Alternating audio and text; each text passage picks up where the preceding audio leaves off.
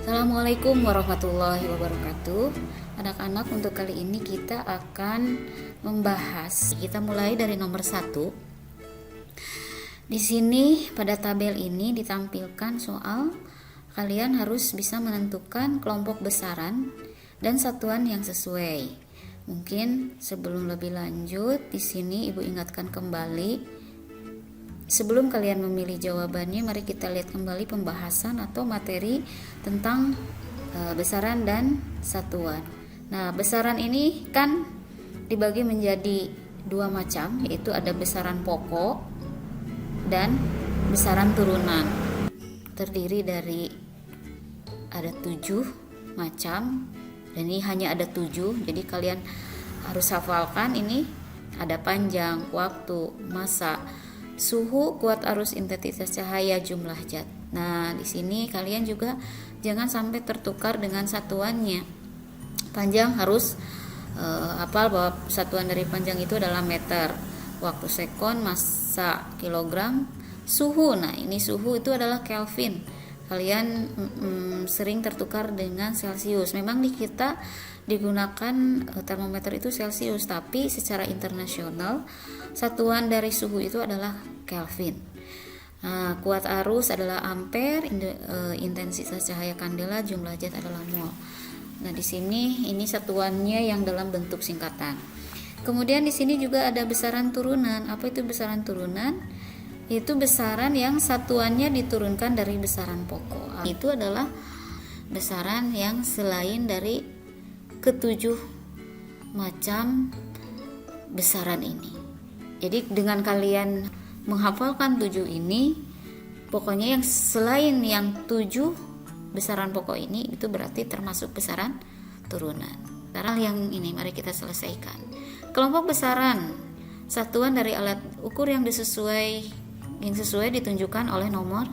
Nah, isi massa satuannya adalah kilogram, betul ya. Alat ukurnya neraca.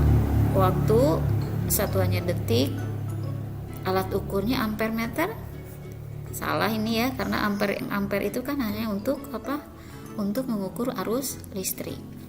Nomor 3, panjang satuannya meter. Betul. Alat ukurnya penggaris. Kemudian nomor 4 adalah suhu. Suhu satuannya Celcius. Salah. Kenapa? Karena ini adalah Kelvin. Oke, jadi jawaban yang betul adalah 1 dan 3. Pada soal nomor 2 ini, di sini soal dicontohkan bahwa si Mika ini mau membuat donat. Dia ingin menempelkan meses coklat pada si donat tersebut. Nah, supaya si coklatnya itu bisa menempel, kan logikanya si donatnya itu harus bagaimana dulu? Harus dingin kan? Supaya si mesesnya itu bisa nempel. Kenapa? Karena coklat jika kena panas dia akan bagaimana? Dia akan meleleh atau mencair. Nah, di sini kamu analisis yang mencair itu pada peristiwa nomor berapa. Nah, di sini coba kita lihat yang tepat itu jawabannya apa? Pasti dia membiarkan dingin dulu kan? Coba kita lihat mana yang membiarkan dingin dulu. Nah, kalau yang masih panas jelas salah. Kalau yang B berarti membiarkan donat tersebut dingin, karena jika masih panas coklat mesesnya akan mengalami peristiwa nomor 4. Benar gak nomor 4 itu mencair? Kita lihat dari gas menjadi padat. Salah kan? Karena kalau yang mencair itu dari apa? Dari padat menjadi cair, yaitu nomor 6. Mana kita lihat di sini yang nomor 6. Benar gak dia harus dibiarkan dingin dulu? Nah, berarti jawaban yang betul adalah yang B. Nah, selanjutnya masih kita lihat yang nomor 3. Di sini kalian diminta untuk menunjukkan suatu materi atau zat yang berupa campuran. Berarti ini soal terkait dengan materi kelas 7, yaitu tentang unsur, senyawa, dan campuran. Nah, sebelum kalian menjawab, oke, kita lihat dulu. Perbedaan yang prinsip kalau misalnya dilihat suatu dari soal tersebut adalah bahwa unsur itu terdiri dari atas satu jenis atom atau unsur. Kalian masih ingat bahwa unsur itu dituliskan dengan huruf satu huruf kapital, misalnya di sini N besar, O besar, atau huruf besar yang di belakangnya ada huruf kecil, misalnya di sini F-nya kan besar, E-nya kecil, berarti itu unsur ya. Jadi kalau ada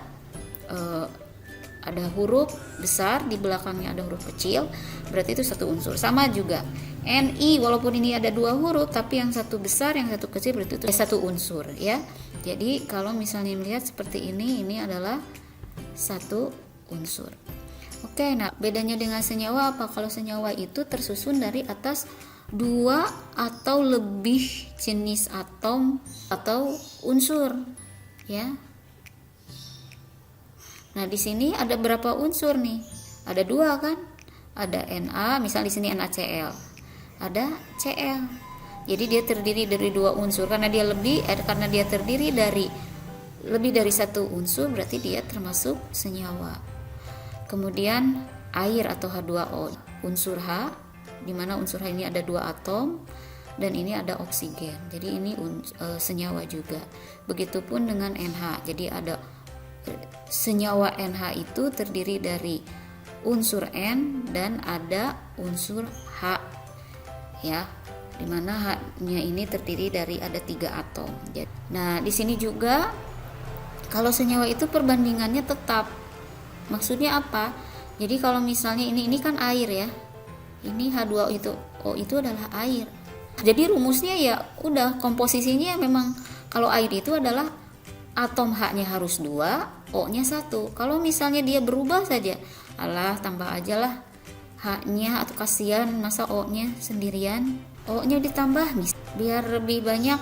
Nah, ini bukan air, jadi dia akan jadi senyawa yang lain. Nah, sekarang kalau campuran bagaimana? Kalau campuran itu bisa terdiri dari beberapa unsur plus misalnya beberapa senyawa. Misalnya di sini teh manis. Teh manis itu kan terdiri dari beberapa senyawa kan, ada senyawa airnya, ada senyawa gulanya, ada tehnya gitu. Dan di sini ciri khas dari campuran itu perbandingan masanya, penyusunnya tidak tetap. Misal kalau bikin teh manis, air yang ditambah dengan 2 sendok gula tetap teh manis disebutnya. Atau misalnya kita tambah lagi 5 air tehnya ditambah lagi gulanya 5 sendok, apakah itu berubah jadi teh apa gitu? Enggak, tetap teh manis kan. Nah, seperti itu perbedaan antara unsur, senyawa, dan campuran. Nah, di sini kalau kita lihat mana di sini yang merupakan campuran, coba kita lihat yang nomor 1. Gas yang keluar dari hasil pembakaran motor adalah gas karbon monoksida. Ini bukan campuran, tapi ini udah jelas ya, CO atau karbon monoksida. Berarti ini mah bukan campuran tapi senyawa. Oksigen yang masuk ke dalam tubuh udah jelas oksigen. Oksigen itu adalah O2. Berarti ini juga bukan asap pabrik. Nah, ini dia. Kalau ini kan asap pabrik udara ya, asap itu kan bisa saja dia tidak hanya terdiri dari oksigen, mungkin ada CO2-nya, ada unsur yang lainnya. Jadi di sini jawaban yang betul adalah B, yaitu nomor 3. Next, ini adalah menyambung dengan soal nomor 39 ya. Kalau senyawa itu kan terdiri dari kumpulan unsur, berarti ada beberapa macam unsur. Berarti yang namanya molekul senyawa ini hanya dilambangkan, disimbolkan. Berarti ini gambarnya pasti berbeda gitu. Bentuknya entah itu bentuk, entah itu warna, ini pasti unsurnya berbeda karena terdiri dari beberapa unsur. Nah, sedangkan molekul unsur, namanya molekul unsur kan zat tunggal. Unsur itu satu jenis, berarti dia akan lambangnya pun akan sama. Nah, di sini kita lihat kalau yang unsur yang mana, yang unsur berarti yang bentuknya sama, warnanya sama, berarti ini unsur. Molekul unsur. Kenapa molekul? Karena terdiri dari lebih dari satu. Ini juga molekul unsur. Nah, ini walaupun bentuknya sama tetapi yang satu warnanya berbeda, berarti ini adalah molekul senyawa. Apalagi ini bentuknya berbeda. Jadi di sini yang molekul senyawa adalah 1 dan 4. Nah, jadi jawabannya adalah yang 2 ini.